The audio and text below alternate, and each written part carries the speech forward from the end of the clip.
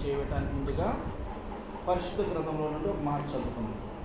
కీర్తన 16 కీర్తన 8 వచ్చింది. కీర్తన గ్రంథము 16 కీర్తన 8 వచ్చింది. కీర్తన గ్రంథము 16 కీర్తన 8 వచ్చింది. చదువుదాం. సదాకాలము యెహోవాయందు నా గురి నిలుపుచున్నాను.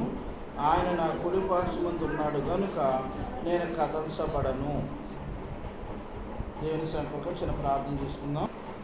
గమనించింది ఇక్కడ కీర్తన గ్రంథము 16వ అధ్యాయము 8వ వచనం ఒకసారి చదవండి.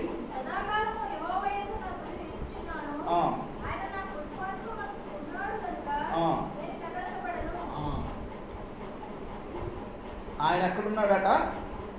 కుడి పార్శ్వమునందు ఉన్నాడు గనక నేను కదల్చబడను. మన అంశ భాగము నేను కదల్చబడరు అనే అంశం మీద ఈరోజు ధ్యానం చేసుకున్నాం. మనం కొన్ని సందర్భాల్లో మరి ఊరికనే మరి కృంగిపోయేవారుగా కదిలించబడేవారుగా ఉంటాం. కానీ కొన్ని సందర్భాల్లో దేవుడు మరి నిన్ను నన్ను కూడా కదల్చబడకుండా చేసే దేవుడుగా ఉన్నాడు. అందుకని ఇక్కడ ఆయన ఏం మాట్లాడుతున్నారంటే, ఆయన కుడిపార్శ్వమందు ఉన్నాడు కనుక నేను కదల్చబడను. ఎలాంటి పరిస్థితి వచ్చినా ఏదొచ్చినా నేను స్టాండర్డ్గా నిలబడి ఉంటాను అనే అనుభవం మీద ప్రభు మనతో మాట్లాడుతూ వస్తున్నారు. ప్రియమైన దేవుని బిడ్డారా, ఈ రోజున నీవు నేను మనందరం కూడా స్టాండర్డ్గా ఉన్నాము అంటే దేవుడు నిన్ను నన్ను కదల్చబడకుండా ధైర్యంగా స్ట్రిక్ట్గా ఉంచాడు. చాలామంది ఏం చేస్తారంటే మరి కొంతమంది పడిపోయేవారుగా ఉంటారు, కృంగిపోయేవారుగా ఉంటారు. చూడండి, కొంతమంది డబ్బు నిమిత్తము, కొంతమంది మరి లోక సంబంధమైన విషయాల నిమిత్తము, కొంతమంది చాలా మరి లోకానుసారమైన విషయాల గురించి కొంతమంది ఏం చేస్తారంటే పడిపోయేవారుగా ఉంటారు. కాదు, నీవు నేను మనందరూ కూడా ఎలా ఉంటామంట? ఆయన ఎక్కడున్నాడు? మన కుడిపార్శ్వమందు. ప్రియమైన దేవుని బిడ్డారా, ఆయన నా కుడిపార్శ్వమందు ఉన్నాడు కనుక నేను కదల్చబడను. మనము ఎన్ని శోధనలు వచ్చినా, ఎన్ని కష్టాలు వచ్చినా దేవుడు నిన్ను నన్ను ఎలా ఉంచుతాడట? స్టాండర్డ్గా నిలబెట్టి ఉంచుతాడు ఎప్పుడు కూడా. చూడండి, మరి కాలువ ప్రక్కన చెట్టు మొలిసిందంటే అది ఎండొచ్చినా వానొచ్చినా ఒకవేళ రాకపోయినా బాగా విపరీతమైన ఎండాకాలమైనా ఆ యొక్క చెట్టు కాయలో ఆకు వాడదు, కాపు మానదు. చూసారా? అది ఎప్పుడు పచ్చగానే ఉంటుంది. అది ఎప్పుడు కూడా దాన్ని కదిలించడం వల్ల కాదు. ఎందుకంటే జీవజలము దానికి ఆహారముగా అందుతుంది. ప్రియమైన దేవుని బిడ్డలారా, ఈ రోజున నీవు నేను మనందరం కూడా దేవుడు మన ప్రక్కన ఉన్నాడని గుర్తించాలి. చాలామంది గుర్తించరు. దేవుడు ఇక్కడ లేడు, మందిరం దగ్గర ఉన్నాడు అనుకుంటాం. కాదు, దేవుడు నీ కుడి ప్రక్కన ఉంటాడట. అర్థమైందా? ఒక దైవజనుడు మీటింగ్కి వెళ్తుంటే తన పక్కన ఇంకా కొంతమంది దైవజనులు కూడా ఉన్నారట. వెళ్తుంటే ఆ బ్రదర్ అన్నాడట, అందరూ నడుచుకుంటూ వస్తుంటే ఒక బ్రదర్ కుడి పక్కకు వచ్చాడట. ఆయన అన్నారట, తమ్ముడు నువ్వు కుడి పక్కకు రామాకు, ఇటు ఎడం పక్కకు వచ్చి ఇటు నుంచి వచ్చే, కుడి పక్కన ఖాళీగా ఉంచండి రామామన్నాడు.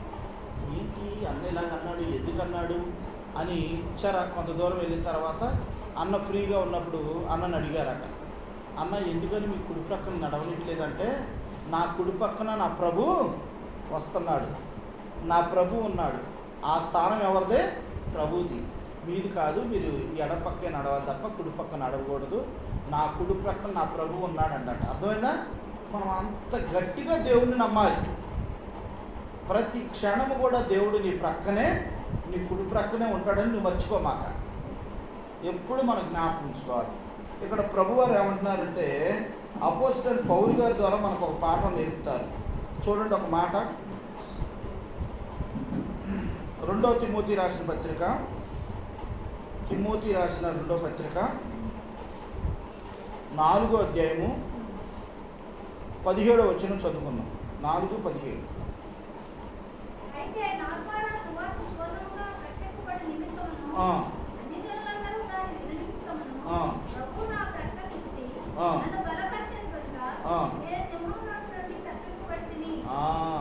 అపోస్తలుడైన పౌలు గారు అంటున్న మాట అన్నమాట ఇది. ఎందుకని ఇక్కడ ఈ మాట అన్నాడు? అయితే నా ద్వారా సువార్త సంపూర్ణంగా ప్రకటింపబడు నిమిత్తము అన్యజనులు అందరూ దాని విను నిమిత్తము ప్రభు నా ప్రక్క ఎక్కడ ఉన్నాడట? ప్రభు ఆయన ప్రక్కన నిలిచి ఉన్నాడట. నిలిచి నన్ను బలపరిచిన గనుక నేను సింహమునులను ముంచింది. సింహమునుడు అంటే ఏంటి? ఎందుకని ఆ మాట అన్నాడు? మరి అపోస్తలుడైన పౌలు సింహం ఎక్కడ కనపడ్డది? దేనికన్నాడంటే ఆ మాట? దాన్ని అర్థం అవ్వాలంటే పేతురు రాసిన పత్రిక వెళ్ళాలి. మొదట పేతురు రాసిన పత్రిక, దీంట్లోకి వెళ్తే మనకు క్లియర్గా అర్థమైంది. పేతురు రాసిన మొదటి పత్రిక 5వ అధ్యాయము 8వ వచనంలో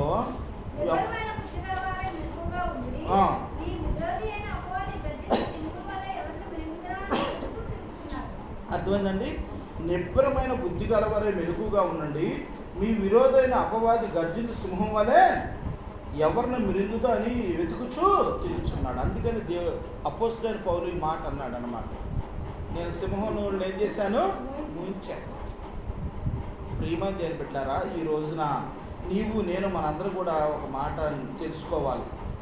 ఆయన మన పక్షానుండి మనం ఏం చేస్తున్నట్ట? బలపరుస్తున్నాడు. సువార్త చెప్పే విషయంలో కానీ, వాక్యం చెప్పే విషయంలో కానీ ఎప్పుడు కూడా మన ప్రక్కనే నిలిచే దేవుడు మన ప్రభువైన యేసుక్రీస్తు వారు. మన ప్రక్కన ఉన్నాడని మనం మర్చిపోతున్నాం కొన్ని సందర్భాల్లో. ఆయన నా దగ్గర లేడు అనుకుంటున్నావు, కానీ కంటికి కనపడడు, కానీ ప్రక్కనే ఉంటాడు. అర్థమైందండి? నేను ఒక పిక్చర్ చూశాను, మీకు ఎన్నోసార్లు చెప్పుకుంటాను. ఆ పిక్చర్లో ఏం చూశానంటే యూట్యూబ్లో, వాట్సాప్లో దేంట్లో చూశాను. ఒక వ్యక్తి ఈ మత్తు మందికి బానిస అయిపోయాడు.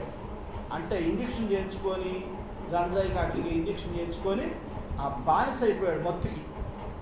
చేసుకుంటుంటే ఆయన దేవుడు నమ్ముకున్న బిడ్డ, ఆ దేవుడు వెనక ఆయన ఒక అద్భుతమైన ఆర్ట్ గీసాడనమాట.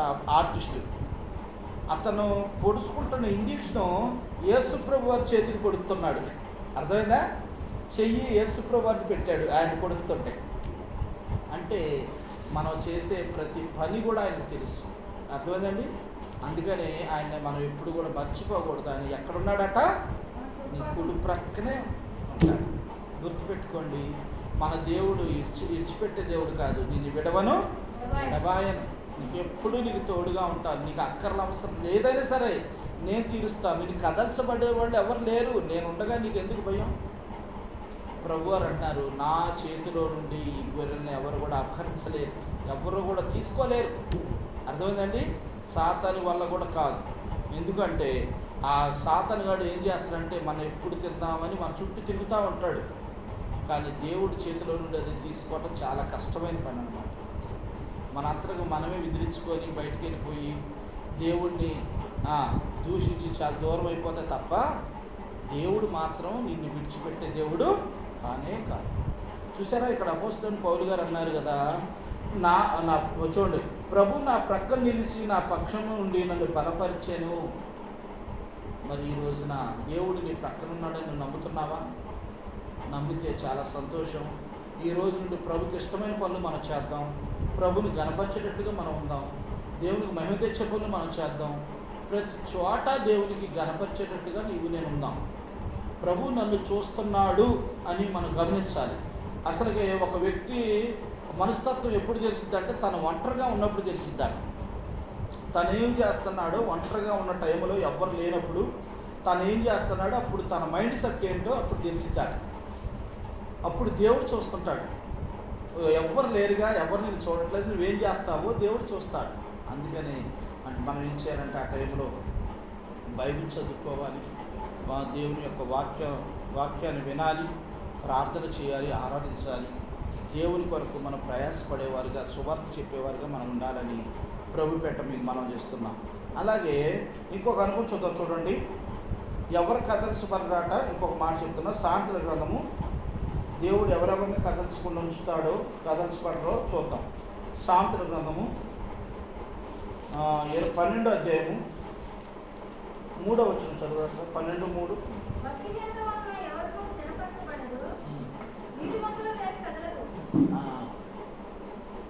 ఇక్కడ మనం గమనించినట్టయితే 12వ అధ్యాయం 3వ వచనంలో ప్రభు ఒక మాట, చక్కని మాట చెప్తున్నారు.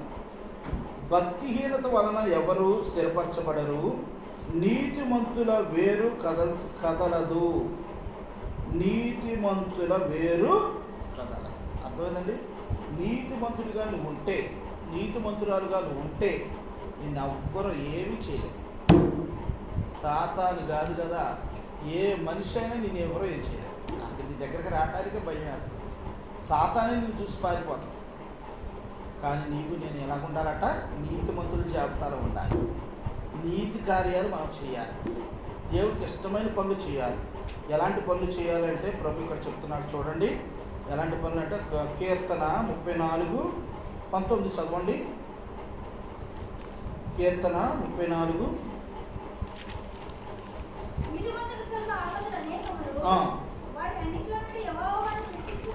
అర్థమైందండి? నీతిమంతుడు కలుగు ఆపదలు అనేకములు. అయితే వాటిలో నుండి దేవుడు ఏం చేస్తాడట? నిన్ను నన్ను విడిపిస్తాడు. గుర్తుపెట్టుకోండి, ఆపదలు వచ్చినాయని మనం ఇందాక చెప్పుకున్నట్టు కృంగిపోమాక, మరి నువ్వు బాధపడమాక, ప్రభునందు నమ్మకం ఉంచు, ప్రభునందు విశ్వాసం ఉంచు. ప్రభు నీకు తోడుగా, నీకు సహాయకుడిగా ఉంటాడు. అందుకనే కీర్తనకారుడు ఇక్కడ ఏం చెప్పాడంటే 34:19 మనం చదువుకుంటూ వచ్చాం. నీతిమంతుడికి కలుగు ఆపదలు అనేకములు, వాటన్నిటిలో నుండి యెహోవా వారిని విడిపించును. అన్నిట్లో నుండి దేవుడు ఏం చేస్తాడట? విడిపిస్తాడు. నీ సమస్య ఏదైనా, నీ కష్టం ఏదైనా, నీ ఇరికి ఇబ్బందులు ఏదైనా, అన్నిట్లో నుండి దేవుడు నీకు నాకు సహాయం చేసి నేను కదల్చకుండా నిన్ను స్టాండర్డ్గా ఉంచే దేవుడు మన ప్రభువైన యేసుక్రీస్తు వారని మర్చిపోమాక. అందుకని నీతిమంతులుగా ఉన్నవారు మాత్రం కదల్చబడరు ఎప్పుడు కూడా. వారు ఎలా ఉంటారంటే స్టాండర్డ్గా ఉంటారు. ఎలా ఉంటారంటే చూడండి, ఒక మాట చదువుకుందాం. వారు ఎలా ఉంటారంటే కీర్తన గ్రంథము 125 కీర్తన 1వ వచనంలో ప్రభు చెప్తున్నాడు. వాళ్ళు ఎలా ఉంటారంటే చూడండి 125 కీర్తన 2వ వచనం చదవండి.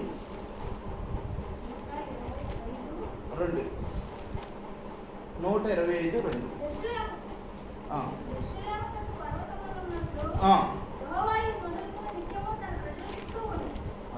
చూసారా? 125:2లో ప్రభు వారు ఒక చక్కని మాట చెప్తున్నారు. యెరూషలేము చుట్టూ పర్వతములు ఉన్నట్లు యెహోవా ఇది మొదలుకొని నిత్యము తన ప్రజల చుట్టూ, పర్వతములాగా ఎప్పుడు నీ చుట్టూ దేవుడు ఉంటాడు. ప్రియమైన దేవుని యందు నమ్మకుంచు వారు కదల్చబడరక. ఎవరున్నారు నీ చుట్టూ? దేవాది దేవుడు. ఆ పర్వతంలాగా నీకు తోడుగా ఉంటే నీకు ఎందుకు భయం? ఏ విషయంలో వాళ్ళు యెహోవా యందు నమ్మకుంచువారు కదలక నిత్యము నిలిచుంటారట. ఎప్పుడు నిలిచి ఉంటారు. వాళ్ళు ఎప్పుడు పడిపోయేటట్లుగా ఉండరు. అందుకని దానియేలు గ్రంథం 3:17 చూడండి. దానియేలు గ్రంథం 3:17లో ఒక చక్కని మాట ప్రభు చెప్తారు. దానియేలు గ్రంథము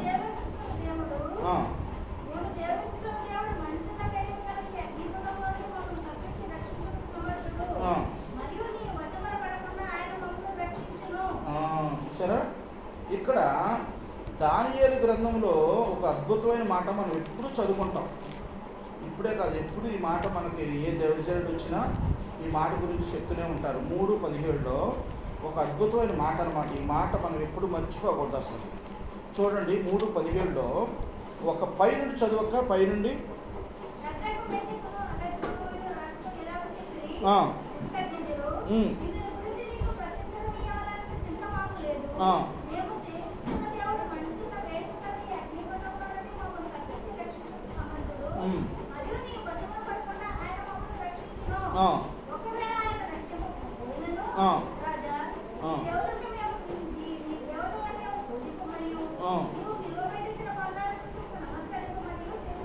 చాలు. చూసారా? ఇక్కడ ఒక చక్కని మాట. శద్రకు మేషకు అద్గులు ముగ్గురు ఒక అద్భుతమైన మాట మాట్లాడారు. రాజు దగ్గరికి వెళ్ళి ఎదురుగా నుంచొని మాట్లాడటమే ఆయన శిక్షేస్తే ప్రాణాలే తీసేస్తారు, తల నరికిచ్చేస్తారు. రాజు దగ్గర మాట్లాడకూడదు. రాజు దగ్గర మాట్లాడాలంటే తల ఇలా ఉంచుకొని ఇలాగే ఉండాలి. వీపు చూపించకూడదు రాజుకి. ఇలా చూపించి దర్జాగా నడవకూడదు. తల ఉంచుకొని ఇలాగ ఉండాలన్నమాట. అలాంటిది రాజుతో మాట్లాడుతున్న మాట ఏమని మాట్లాడుతున్నా తెలుసా? శత్రకు మేషకు అద్భుతంలో రాజుతో ఇలాగ చెప్పి నెబుకద్నెజరు చూడండి, నెబుకద్నెజరు ఇందుని పేరు పెట్టి పిలుస్తున్నారు, రాజా కూడా కాదు. నెబుకద్నెజరు చూడండి ఏమనంటున్నారు చూడండి, ఇందుని గురించి నీకు పద్ధతులు ఇవ్వాల్సిన చింత మాకు లేదు. ఎందుకనంటే మేము సేవించున్న దేవుడు మండుచున్న వేడిమి గల ఈ అగ్నిగుండంలో నుండి మమ్మల్ని తప్పించి రక్షించుటకు సమర్థుడు. మరియు నీ వశమున పడకుండా ఆయన మమ్మల్ని రక్షించును. ఒక్కవేళ ఆయన రక్షించకపోయినా, ఈ మాట అండర్లైన్ చేయాలి అందరూ, చాలా ప్రాముఖ్యమైన మాట. దేవుడు మేలు చేస్తే దేవుడి దగ్గర రావటం కాదు గొప్ప విషయం. దేవుడి దగ్గరకు వచ్చేవాళ్ళు ఇది ఏమన్నారంటే, మమ్మల్ని అగ్నిగుండంలో వేసి కాల్చడానికి మీరు ఇష్టపడినా రక్షిస్తాడు మా దేవుడు, ఆ నమ్మకం మాకుంది. ఒకవేళ రక్షించకపోయేటనుకో అయినా పర్లా, ఆయనే మా దేవుడు. అలా అనగలుగుతాం మనం? అలా ఉంటామా? ఎంత గొప్ప మాట అది. అదే అన్నమాట. అంటే దేవుడు ఒకవేళ మనకు ఇవ్వకపోతే, ఒకవేళ దేవుడు పిల్లలు పుట్టించకపోతే, ఒకవేళ దేవుడు మనకు ఉద్యోగం ఇవ్వకపోతే, ఒకవేళ పెళ్ళిళ్ళు అవ్వకపోతే, ఒకవేళ మనకు అది లేకపోతే, ఇది అనుకున్నాం అనుకో, మన దేవుణ్ణి ఆరాధించగలమా? అయినా సరే ఆయనే మా దేవుడు అంటున్నారు శత్రుఘ్న మేషకు అద్భుతం. అందుకని దేవుడు వాళ్ళని వదిలాడా? అగ్నిగుండంలో వేస్తే అగ్ని వాసనైనా వాళ్ళకి తగలేదట. యేసు వారు ఏమయ్యారు? వీళ్ళు తీసి అగ్నిగుండంలో వేసినోడు కాలిపోయి చచ్చిపోయారు. అగ్నిగుండంలో వేసే వీళ్ళు ఎలా ఉన్నారట? చక్కగా మంచులో తిరుగుతున్నట్టు, ఏసీ రూములో ఉన్నట్టు చక్కగా రౌండ్కి తిరుగుతున్నారట. రాజు లేచి చూస్తే ఎంతమంది ఉన్నారు? ముగ్గురు కాదు కానీ ఎంతమంది ఉన్నారు? నలుగురు కనపడుతున్నారట. ఏంటి, మనం వేసింది ముగ్గురమే కాదు, ఇంకో మనిషి ఎక్కడంటే ఆయనే ప్రభు అయిన ఆ రాజు మొత్తం దేశాన్ని మొత్తాన్ని ప్రకటించి యేసు ప్రభువే నిజమైన దేవుడని ప్రకటించి అందరూ స్తుతించేటట్లుగా చేసేటట్టు. ప్రియమంది ఏం పెట్టారా, ఈ రోజున నీవు నేను మనందరం కూడా కదల్చబడకుండా ఉండాలి అంటే దేవుని ఎలాంటి నిష్ఠగల భక్తి కలిగి ఉండాలి. మనకు ఆ భక్తి లేకపోతే ప్రతి చిన్న విషయానికి కదల్చబడతాం, చిన్న విషయానికి మనం కృంగిపోతాం, చిన్న విషయానికి బాధపడిపోతాం. చాలా చిన్న విషయాలు జ్ఞానం కలిగి మనం ఉన్నప్పుడు దేవుడు మనకు మంచి జ్ఞానాన్ని ఇస్తాడు. ఇక్కడ చూడండి, ఒకవేళ రక్షణకు పోయిన రాజా, నీ దేవతలకు మేము పూజించమనియు నీవు నిలబెట్టించిన బంగారు ప్రతి ఒక్క నమస్కరించమనియు తెలుసుకొనుము. అందరూ ఆ ప్రాంత ప్రజలందరూ కూడా నమస్కారం చేశారు. వీళ్ళు ముగ్గురు మాత్రం దేవుడికి తప్ప ఇంకొకళ్ళకి ఎవరికి కూడా మేము మొక్కము అని ఖచ్చితంగా చెప్పేశారు. ప్రియమంది అనబడి ఇది నిజమైన విశ్వాసం, ఇది నిజమైన భక్తి. అంటే ఇలా ఉండాలి. మనం ఎన్ని కష్టాలు వచ్చినా, ఎన్ని ఇబ్బందులు వచ్చినా మనం ఎప్పుడు కూడా దేవుని విడిచిపెట్టకూడదు. దేవుని యందు అపనమ్మకం రాకూడదు. మనకి ఎప్పుడు కూడా దేవుడు మనకు తెలియదు అనే మాట మనం నోటుకుంటూ రాకూడదు. ఎన్ని వచ్చినా పోతే తీస్తే తీసేసేవి అన్నట్టుగా ఉండాలి తప్ప దేవుని యందు నమ్మకంతో మనం ఉండాలి. రక్షించకపోయినా పర్లేదు అన్నారండి, అయినా సరే దేవుడు వాళ్ళనే విడిచిపెట్టలేదు. ఏమందేనో ఇప్పుడు 3 సందర్భాలు చూస్తూ వచ్చాం మనం. 3 సందర్భాల్లో ఒకటి, ఆయన కుడిపార్శ్వమందు ఉన్నాడు కనుక నేను కదల్చబడను అని మరి ఇక్కడ అపోస్తలుడు కీర్తనకారుడు మనతో మాట్లాడుతూ వచ్చాడు. ఆయన మన పక్కన ఎక్కడున్నాడు? మన కుడిపార్శ్వమందు ఉన్నాడు కనుక నీవు నేను కదల్చబడను. రెండో అనుభవం ఏం చెప్పాడు ప్రభు? రెండో అనుభవం ఏంటంటే అపోస్తలుడు పౌలు గురించి ప్రభు చెప్తూ వచ్చాడు. ప్రభు నా ప్రక్కన నిలిచి నా పక్షం నుండి నన్ను బలపరిచాను. చూసారా అపోస్తలుడు పౌలు. తర్వాత 3వ అనుభవం ఏంటంటే నీతిమంతుడు ఉన్నవారు ఎప్పుడు కదల్చబడరు. నీతిమంతుడు జాబితాలు ఉన్నవారు ఎప్పుడు కూడా వాళ్ళు కదల్చు, గుర్తుపెట్టుకోండి. 4వ అనుభవం ఏంటంటే దేవుని యందు నమ్మకం ఉంచేవారు కదల్చబడరు. ఎవరైతే దేవుడి యందు నమ్మకం ఉంచుతారో వాళ్ళు ఎవ్వరూ ఏం చేయలేరు. వాళ్ళు ఎలా ఉంటారంటే కొండలాగా ఉంటారు, స్టాండర్డ్గా. ఇక వాళ్ళని ముట్టుకున్నా కూడా ఏమీ కాదు, వాళ్ళకి ఏమీ భయపడరు. ఏదైనా చేసుకోను, దేనికి కృంగిపోరు, దేనికి భయపడరు. దేవుని యందు పూర్తి నమ్మకంతో విశ్వాసంతో ఉంచుతారు.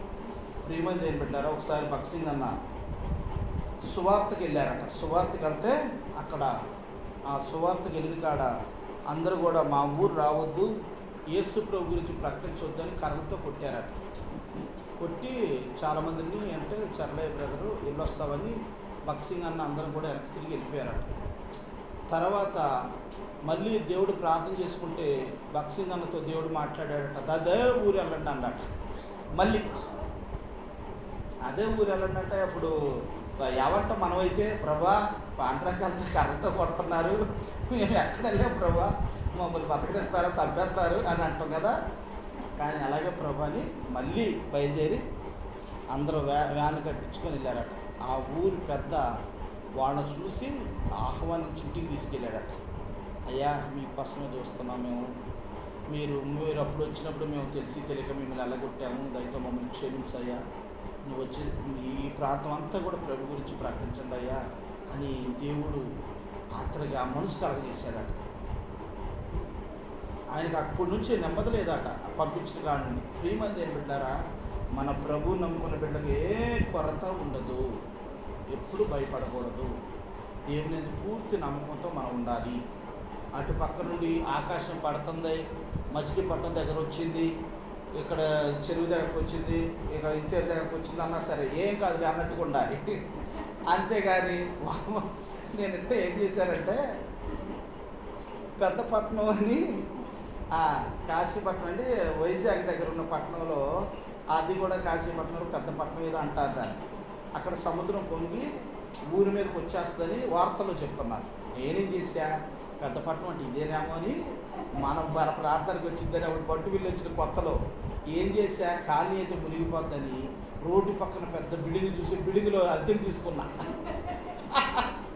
తీసుకొని సామాన్యుకి అడ్వాన్స్ ఇద్దాం రేపు అనుకున్న తర్వాత చాలా ఇంటికి వెళ్ళి అన్ని మూటలు కట్టేసాం, అన్నీ సర్దేసిన తర్వాత మళ్ళీ ఎవరో బ్రదర్ అంటే, బాబు అది ఈ ఊరు కాదయ్యా, కాశీపట్నం అంటే ఎక్కడ అది, వైజాగ్, అది మన కాదు, మనకేం కాదు అని అలాగే అమ్మయ్యని ఊపిరి పిలుచుకొని మళ్ళీ మూటలు నిప్పేసుకొని అమ్మ సారీ అమ్మ రాలేదు అని వాళ్ళకి చెప్పి మళ్ళీ మామూలుగా ఉన్నాం. చూసారా, చిన్న చిన్న విషయాలకి మనకు భయపడదు. మానవత్వం ఏంటంటే, మానవుడికి ఏంటంటే చిన్న చిన్న విషయాలు భయపడతాం. కానీ దేవుడు ఏం చెప్తున్నాడంటే, నేను కదల్చబడి నేను ఎక్కడున్నా నీ కుడి ప్రక్కన ఉన్నా, నువ్వు దేనికి భయపడమాక, ధైర్యంగా ఉండాలి. చాలామంది చిన్న చిన్న పాయింట్లకే కృంగిపోతారు, బాధపడిపోతుంటారు. కానీ దేవుడు ఏమన్నాడంటే, నేను నీ పక్కన ఉన్నా కదా, నువ్వు నాతో చెప్తే చాలు, నేను తీరుస్తాను కదా, నీ ఎందుకు భయపడుతున్నావు అని ఆయన చెప్తూ ఉంటాడు. మనకు అర్థం కాదు. ఆయన ఏ విధంగా చెప్పినా మనం అర్థం చేసుకోవాలి. బైబిల్ ద్వారా చదివి సహోదరుడు చెప్తుంటే ఆ టైం అప్పుడే మనకు నిద్ర అవుతుంది. దేవుడు చెప్తుంటే ఆ టైం అప్పుడు ఏదో ఆలోచిస్తాం. పాటల ద్వారా మాట్లాడుతుంటే అప్పుడు ఇంకొక ఆలోచనలో ఉంటాం. ఇలాగా దేవుడు ఎన్నో సందర్భాల్లో నీతో మాట్లాడాలని చూస్తూ ఉంటాడు. నువ్వేం చేస్తావంటే దాన్ని ప్రక్కన నెట్టేస్తూ ఉంటావు. ప్రియమైన బిడ్డలారా, దేవుడు ఒకటే మాట చెప్తున్నాడు, ఆయన నీ కుడి పార్శ్వమందు ఉన్నాడు కనుక నువ్వు కదల్చబడవు. ఇది గుర్తుపెట్టు. ఎప్పుడు దేవుడు నీ ప్రక్కనే ఉన్నాడు అని మర్చిపోమాక. ఏ కష్టం వచ్చినా, ఏ ఇరుకు వచ్చినా, ఇబ్బంది వచ్చినా, ప్రభువా నన్ను అంతే, వెంటనే నీకు సహాయం చేస్తాడు. ఆయన సహాయం చేసే దేవుడు, త్రోసివేసే దేవుడు కాదు. ఆయన నీ కొరకు నా కొరకు 2026 సంవత్సరాల క్రితం దేవుడై ఉండి మానవునికి ఈ లోకానికి దిగివచ్చి కన్యక గర్భమున పుట్టి ఆయన 33.5 సంవత్సరాలు ఈ లోకంలో జీవించి ఆయన మనందరి కొరకు ఆ కలవరి శిలువలో ప్రాణం పెట్టాడు. ప్రాణం పెట్టడమే కాకుండా ఎన్నో కొరడా దెబ్బలు మన చేతులతో చేసిన పాపాల కొరకు ఏం చేశారు, చేతికి బల్లెపోటు, మన కాళ్ళతో చేసిన పాపాల కొరకు ఆయనకి కాళ్ళకు మేకులు, మన శరీరంతో చేసిన పాపాల కొరకు యేసు ప్రభువు ఉన్నంత దున్నబడ్డది, మన తలతో చేసిన పాపాల కొరకు 3-4 అంగుళాల మేకులు, బొరుసుముళ్ళు మేకులు తలలో దింపారు. మన పొట్టతో చేసిన పాపం కొరకు ఆయన పొట్టలో బల్లెపోటు పొడిచారు. నువ్వు నేను చేసే పాప భారాన్ని అన్నీ కూడా ఆయన శిలువ మీద కొండ దాకా మోసుకుంటూ వెళ్ళి నీ కొరకు నా కొరకు ఆయన కలవరి శిలువలో ప్రాణం పెడుతూ వచ్చాడు. ఆయన యందు విశ్వాసం ఉంచి, ప్రభువా మీరు నిజంగా నా కొరకే ప్రాణం పెట్టిన దేవుడని నేను నమ్ముతున్నాను అనే విశ్వాసంతో నువ్వు అంటే వెంటనే ఆయన పరిశుద్ధమైన రక్తం నీ దగ్గరకు వచ్చి నేను కడిగి పవిత్రులుగా చేస్తుంది, నీతిమంతుడిగా చేస్తుంది. ఆయన రాజ్యానికి వారసురాలు అవుతాం. ప్రియమైన బిడ్డారా, ప్రభువారు అన్నారు కదా, మన చెవులు, మన కళ్ళు, మన కాళ్ళు, అన్ని పని చేసినట్టు ప్రభునందు విశ్వాసం ఉంచాలి. మనం అనుకుంటాం అన్నీ అయిపోయిన తర్వాత లాస్ట్ మూమెంట్ అనుకుంటాం. అలా కాదు. దేవుడు యవ్వన కాలంలోనే నిన్ను కోరుకుంటాడు. అలాంటి విశ్వాసం నీకుందా? ప్రభునందు నువ్వు విశ్వాసించబడతావా? ప్రభు అంటున్నాడు కదా, మరి ఇక్కడ ఒక అద్భుతమైన మాట, ఆయన నా కుడిపార్శ్వమందు ఉన్నాడు కనుక నేను కదల్సా. ఎప్పుడు నీ కుడిపార్శ్వనే ఉన్నాడు ఆయన ప్రభువారు. ఆయన విశ్వాసించాలని ప్రభు పెట్ట మీకు మనం చేస్తున్నాను. దేవుడి చిన్న వాక్యము దేవుడు దీవించునుగాక. మరి అందరూ మోకరించండి. మోకరించినట్లయితే ప్రార్థన చేసుకుందాం.